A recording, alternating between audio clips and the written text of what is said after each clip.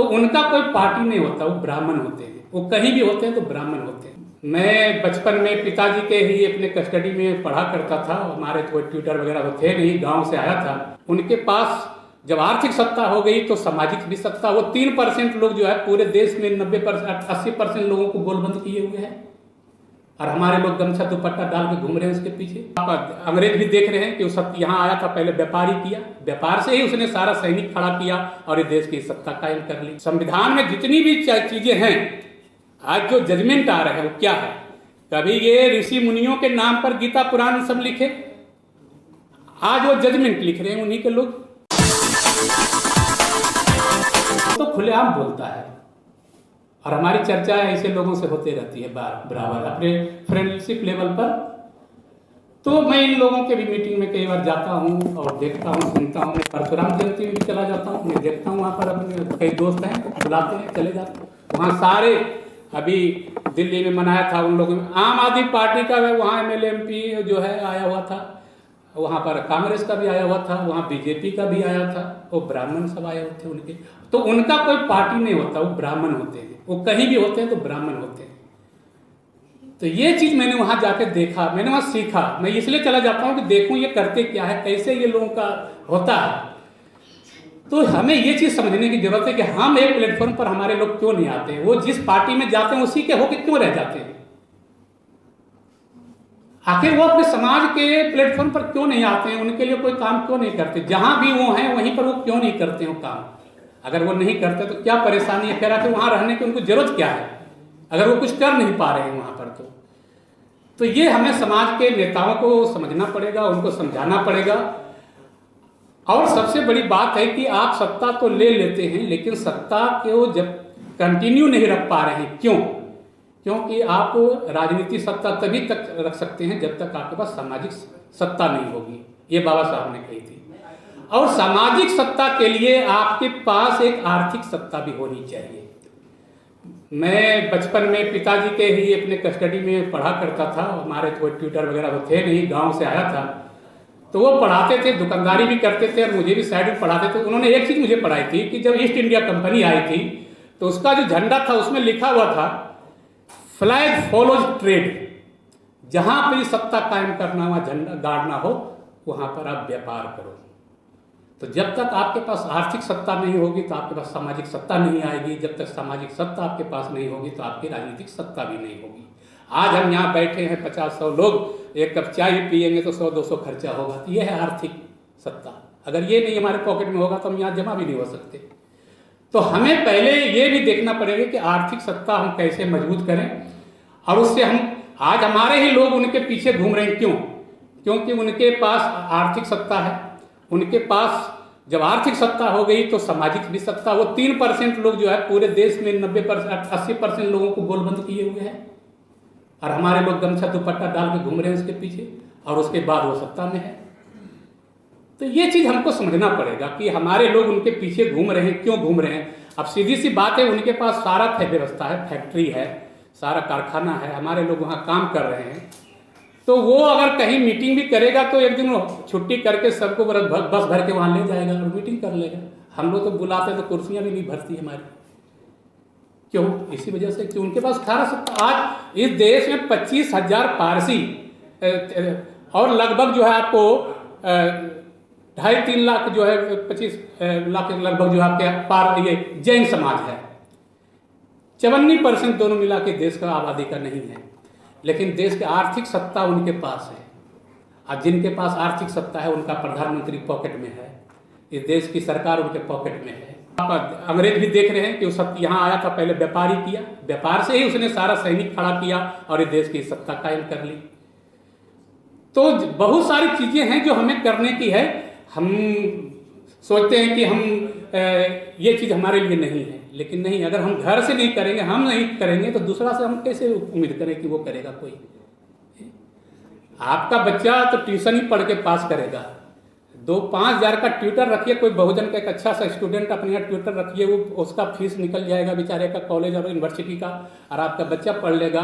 Building नहीं पढ़ता है, टीचर नहीं पढ़ता, बच्चे को पढ़ना है, आप अपने बच्चे को ट्यूटर से पढ़वाइए। ट्यूशन तो कहीं भी लगाना है, बिना ट्यूशन के तो सर प्राइवेट स्कूल भी नहीं पास करेगा वो। तो बदलना है तो कैसे बदलेंगे, आपको समझना पड़ेगा, आपको निर्णय लेना पड़ेगा। हम तो एक अपना, हमारा तो बहुजन समाज का एक स्कूल तक अपना नहीं है। आज हमारे जितने पत्रकार बंधु हैं ये भी मजबूर हैं कि अपने घर से सक्षम नहीं है कि अपनी पत्रकारिता घर से कर पाएंगे। ये हम ही लोग कुछ 2 पैसे से इनका भी चल जाता है, ना हमें कोई अपना मीडिया खड़ा कर पाए हैं, तो हमारा न्यूज कहाँ पहुँचेगा कहीं अपने लोगों तक। तो संविधान बहुत कुछ है, लेकिन संविधान के रहने से कुछ नहीं होता, संविधान लागू करने वाला भी तो चाहिए। लागू कौन करेगा? वो जिसने हमें सब कुछ छीन लिया हमसे, वो देगा वापस। आपको अपनी चीज चाहिए तो आपको जाना पड़ेगा उसमें। बाबा साहब को भी बहुत कुछ मिल रहा था, वो चाहते तो बैठ जाते, लेकिन उन्होंने कहा हमें तो जाना, जब तक हम सिस्टम में नहीं जाएंगे तो लोगों को देंगे कैसे? तो हमें कुछ लेने के लिए, पाने के लिए सिस्टम में जाना पड़ेगा। और सिस्टम में जाने के लिए कितनी बड़ी व्यवस्था है, उसके हिसाब से हमारी तैयारी क्या है।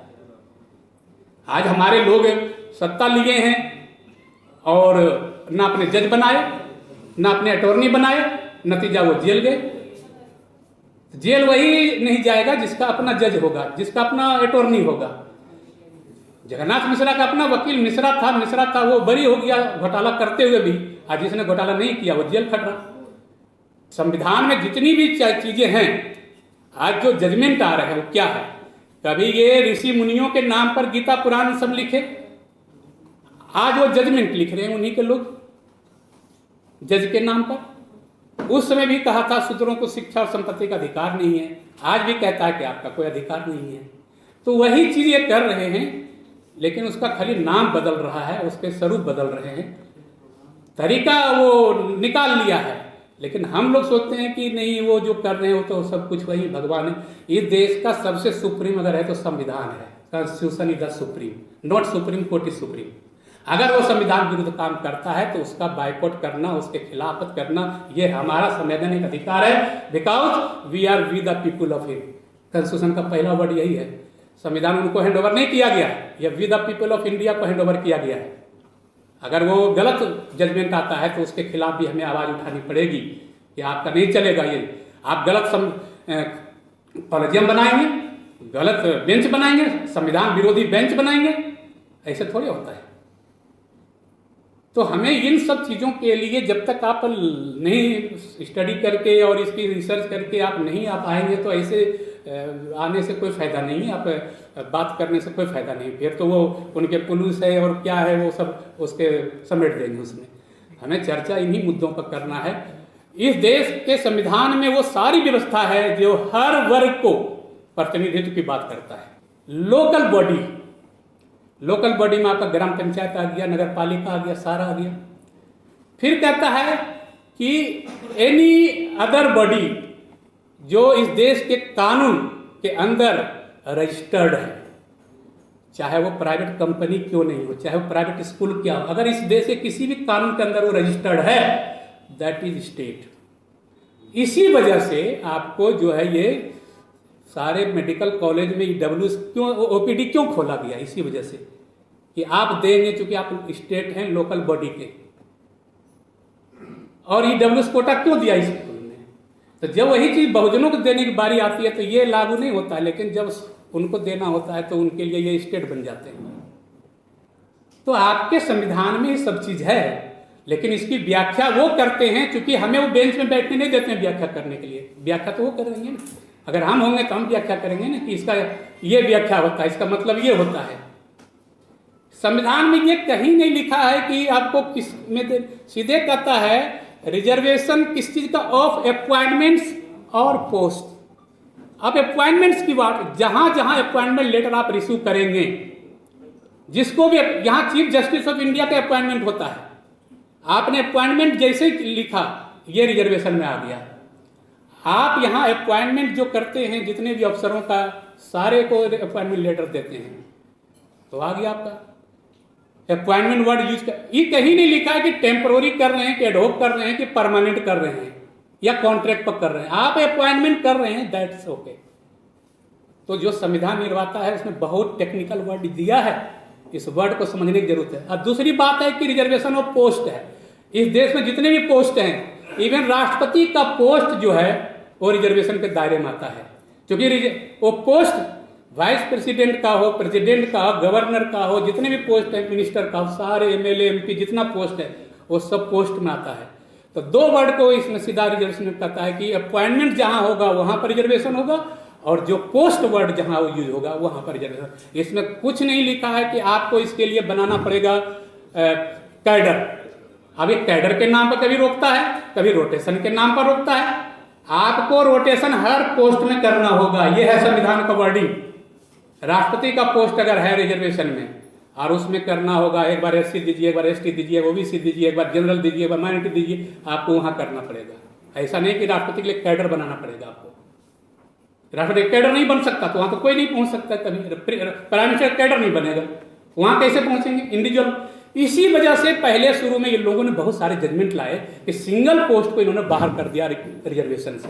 वो जानता है कि ये रिजर्वेशन में आ रहा है, इसने सीधे कलम मारी और ऑर्डर निकाला कि जितने भी सिंगल पोस्ट हैं वो रिजर्वेशन से बाहर है। फिर देखा कि ओबीसी का या हर चौथा पोस्ट ये आ रहा है, तो कह दिया भाई 3 पोस्ट जो होगा वो जनरल होगा, जहां भी वैकेंसी होगी 3 पोस्ट की जनरल होगी। अब 3 से ज्यादा वैकेंसी नहीं निकलती कहीं जो उनके साथ काम करने के लिए। तो इन्हीं सब बातों के साथ मैं अपनी बात को विराम देता हूं। आप लोगों को बहुत बहुत धन्यवाद।